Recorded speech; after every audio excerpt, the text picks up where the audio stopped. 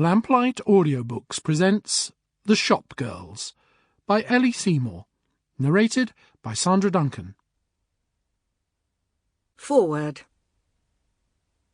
This is a story that begins 100 years ago, or perhaps even before then, going back several generations to a family whose roots are found in the thriving cotton industry of Edwardian Lancashire.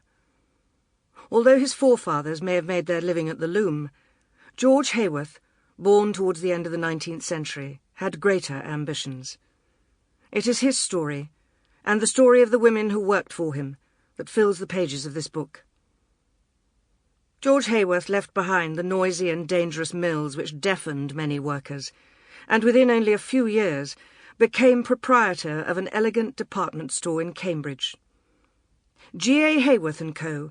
was for many years a Cambridge landmark, thriving under the ownership of George, and later his son Herbert. None of this success would have been possible without the women who worked at Haworth's, the shop girls.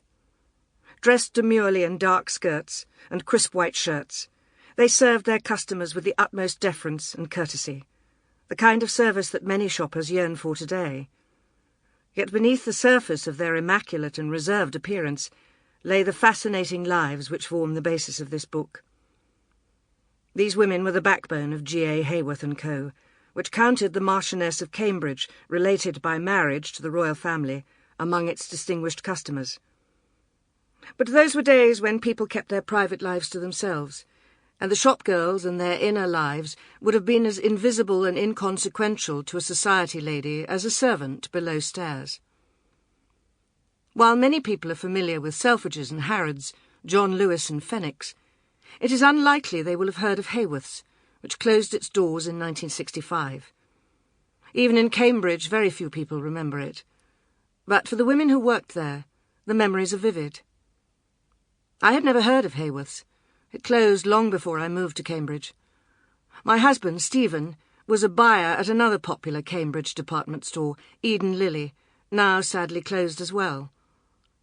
After watching the wonderful television adaptation of Lindy Woodhead's book Shopping, Seduction and Mr. Selfridge, I began to wonder what stories I might unearth in a lesser-known department store. I did some digging and came across a former Eden Lily employee, Eve Collis. She told me that prior to Eden Lily, she had worked at Haworth's, starting there in 1944 as a 14-year-old. As we spoke, I realised that perhaps Haworth's forgotten story was one worth telling. Eve put me in touch with another Haworth girl, Betty Hume, who in turn put me in touch with Irene D. Sample complete. Ready to continue?